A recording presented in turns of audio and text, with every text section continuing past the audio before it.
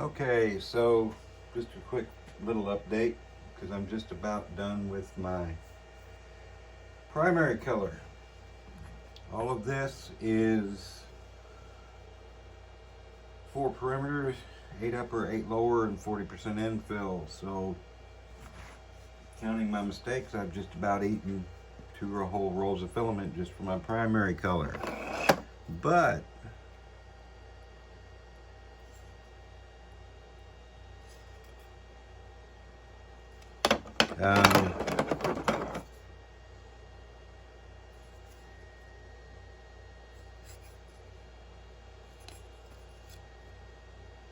I'd say that we're doing pretty good. So like this is the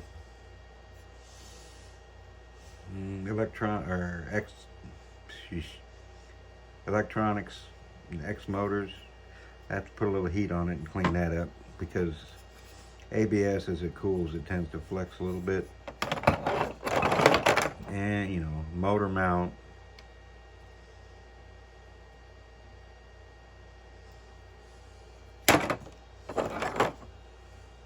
Y motor mount.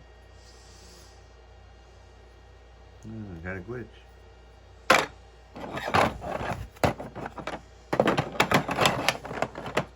My little long john switch.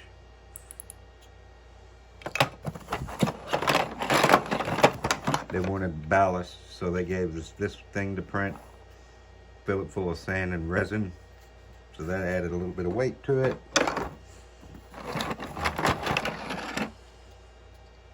We got a wire guide, main board mount, a bunch of other stuff, but it's coming along